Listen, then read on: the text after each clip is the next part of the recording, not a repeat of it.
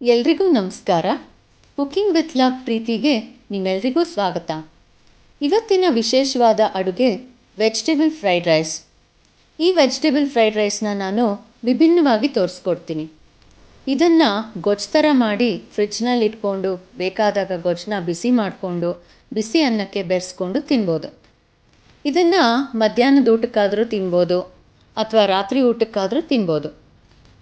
ಇದಕ್ಕೆ ಬೇಕಾಗುವಂಥ ಸಾಮಗ್ರಿಗಳೇನು ಹಾಗೂ ಇದನ್ನು ಹೇಗೆ ಮಾಡೋದು ಅಂತ ನೋಡ್ಕೊಳ್ಳಿ. ಉದುರುದ್ರಿಗೆ ಬೇಯಿಸ್ಕೊಂಡಿರೋ ಅನ್ನ, ಸಣ್ಣದಾಗಿ ಹೆಚ್ಚಿರೋ 2 ದೊಡ್ಡ ಈರುಳ್ಳಿ, ಸಣ್ಣದಾಗಿ ಹೆಚ್ಚಿರೋ 1/4 kg ಬೀನ್ಸ್, ಸಣ್ಣದಾಗಿ ಹೆಚ್ಚಿರೋ 1/4 kg ಕ್ಯಾರೆಟ್, ಸಣ್ಣದಾಗಿ ಹೆಚ್ಚಿರೋ 1 ದಪ್ಪ ಮೆಣಸಿನಕಾಯಿ ಅಥವಾ ಕ್ಯಾಪ್ಸಿಕಮ್, 100 ಗ್ರಾಂ ಹಸಿ ಬಟಾಣಿ, ಸಣ್ಣದಾಗಿ ಹೆಚ್ಚಿರೋ 5 ರಿಂದ 6 ಹಸಿ ಮೆಣಸಿನಕಾಯಿ, ಹುರಿದ ಗೋಡಂಬಿ, ಏಲಕ್ಕಿ, ಕಪ್ಪು ಮೆಣಸಿನ ಪುಡಿ, ಚಕ್ಕೆ ಲವಂಗ ಪುಡಿ, ಎಣ್ಣೆ ಹಾಗೂ ರುಚಿಗೆ ತಕ್ಕಷ್ಟು ಉಪ್ಪು.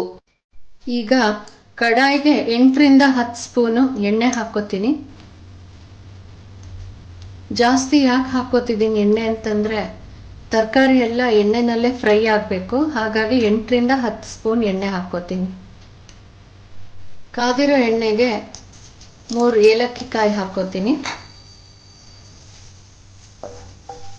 ಅದ್ರ ಜೊತೆಗೆ ಈರುಳ್ಳಿ ಹಾಕ್ಕೋತೀನಿ.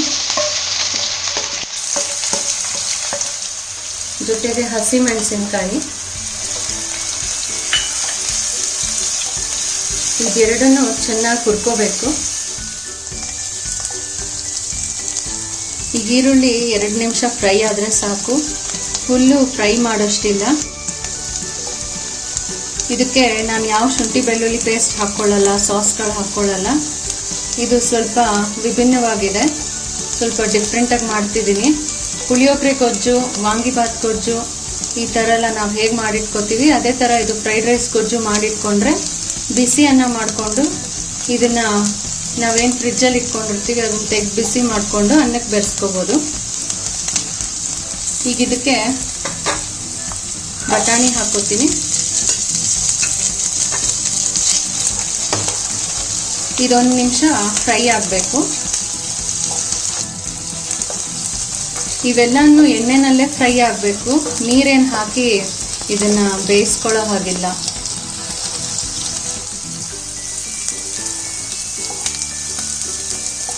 ಈಗ 1 ನಿಮಿಷ ಫ್ರೈ ಮಾಡಿದ್ದೀನಿ ಬಟಾಣಿನ. ಇದ್ರ ಜೊತೆಗೀಗ ಬೀನ್ಸ್ ಹಾಕೋಬೇಕು, ಜೊತೆಗೆ ಕ್ಯಾರೆಟು ಹಾಕೋಬೇಕು. ಈಗ ಇದನ್ನು ಎಣ್ಣೆನಲ್ಲೇ ಚೆನ್ನಾಗಿ ಫ್ರೈ ಮಾಡಬೇಕು. ತುಂಬ ಹೈ ಫ್ಲೇಮ್ನಲ್ಲಿ ಇಟ್ಕೊಂಡು ಫ್ರೈ ಮಾಡಬಾರ್ದು, ಮೀಡಿಯಂ ಫ್ಲೇಮ್ನಲ್ಲೇ ಇದನ್ನು ಫ್ರೈ ಮಾಡ್ಕೋಬೇಕು. ಎಣ್ಣೆ ಏನಾದರೂ ಸ್ವಲ್ಪ ಕಡಿಮೆ ಆಯಿತು ಅನಿಸಿದ್ರೆ 1-2 ಸ್ಪೂನ್ ಹಾಕ್ಕೊಳ್ಳಿ. ಕಾದಿರೋ ಎಣ್ಣೆ ಹಾಕ್ಕೊಂಡ್ರೆ ಒಳ್ಳೆಯದು. ಈಗ ಈ ತರಕಾರಿಗಳನ್ನೆಲ್ಲ ಚೆನ್ನಾಗಿ ಫ್ರೈ ಮಾಡಬೇಕು ಎಣ್ಣೆನಲ್ಲೇ. ಈಗ ಇದಕ್ಕೆ ರುಚಿಗೆ ತಕ್ಕಷ್ಟು ಉಪ್ಪು ಹಾಕ್ತೀನಿ. ಉಪ್ಪು ನೀವು ನೋಡ್ಕೊಂಡು ಹಾಕ್ಕೊಳ್ಳಿ, ಎಷ್ಟು ಬೇಕೋ ಅಷ್ಟು.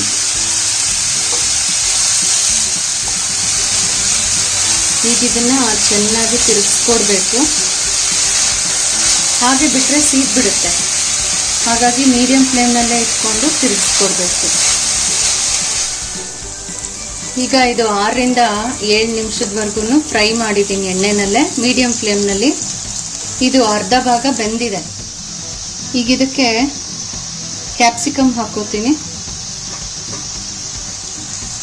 ಇದನ್ನು ಸ್ವಲ್ಪ ಚೆನ್ನಾಗಿ ತಿರುಗಿಸ್ಕೊಡ್ಬೇಕು. ಈಗ 1 ಟೀ ಚಮಚ ಚಕ್ಕೆ ಲವಂಗ ಪುಡಿ ಹಾಕಿದ್ದೀನಿ. ಜೊತೆಗೆ 1 ದೊಡ್ಡ ಚಮಚ ಕಪ್ಪು ಮೆಣಸಿನ ಪುಡಿ ಹಾಕ್ಕೊಂಡಿದ್ದೀನಿ. ನಿಮಗೆ ತುಂಬ ಸ್ಪೈಸಿ ಆಗಿರಬೇಕು ಅಂತಂದರೆ ಇನ್ನೂ 1-2 ಹಸಿಮೆಣಸಿನ್ಕಾಯಿ ಹಾಕ್ಕೋಬೋದು ಹೆಚ್ಚಿರೋದು. ಜೊತೆಗೆ ಈ ಕಪ್ಪು ಮೆಣಸಿನ ಪುಡಿನೂ ಹಾಕ್ಕೋಬೋದು ಇನ್ನೂ ಸ್ವಲ್ಪ. ಖಾರ ಮೀಡಿಯಮ್ ಬೇಕು ಅನ್ನೋರು ಇಷ್ಟೇ ಸಾಕು. ಇದನ್ನೀಗ 4 ರಿಂದ 5 ನಿಮಿಷ ಎಣ್ಣೆನಲ್ಲೇ ಮೀಡಿಯಮ್ ಫ್ಲೇಮ್ ಇಟ್ಕೊಂಡು ಫ್ರೈ ಮಾಡಿದ್ರೆ ಇದು ಆಗಿರುತ್ತೆ. ಇದನ್ನು ಬಿಡದೆ ತಿರುಗಿಸ್ಕೊಡ್ಬೇಕು, ಯಾಕಂದರೆ ಉಪ್ಪು ಹಾಕಿದ್ದೀವಿ, ಕಪ್ಪು ಮೆಣಸಿನ ಪುಡಿ ಮತ್ತು ಚಕ್ಕೆ ಲವಂಗ ಪುಡಿ ಹಾಕಿದ್ದೀವಿ. ಅದೆಲ್ಲ ಕೆಳಗಡೆ ತಳ ಅಂಟ್ಬಿಡುತ್ತೆ.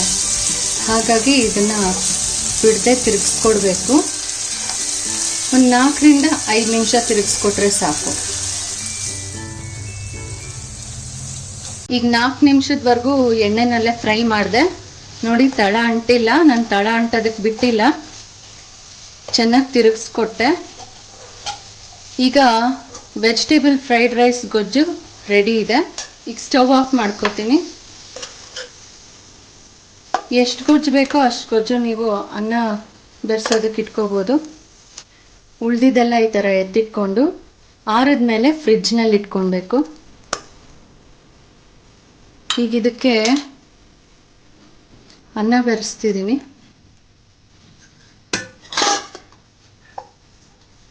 ಇದ್ರ ಜೊತೆಗೆ ಫ್ರೈ ಮಾಡಿರೋ ಗೋಡಂಬಿನೂ ಸ್ವಲ್ಪ ಹಾಕ್ಕೋತೀನಿ.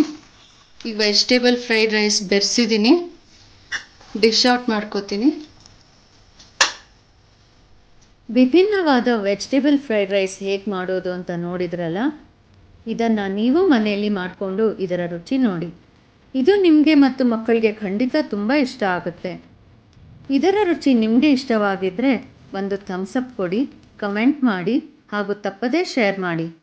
ಇನ್ನು ನನ್ನ ಚಾನಲ್ಗೆ ಯಾರೆಲ್ಲ ಸಬ್ಸ್ಕ್ರೈಬ್ ಆಗಿಲ್ವೋ ಅವರೆಲ್ಲ ನನ್ನ ಚಾನಲ್ನ ಸಬ್ಸ್ಕ್ರೈಬ್ ಮಾಡಿ. ಮತ್ತಷ್ಟು ಬಗೆ ಬಗೆಯ ಸುಲಭವಾದ ಹಾಗೂ ಸ್ವಾದಿಷ್ಟವಾದ ಅಡುಗೆಗಳೊಂದಿಗೆ ಮತ್ತೆ ಬರ್ತೀನಿ. ಧನ್ಯವಾದಗಳು.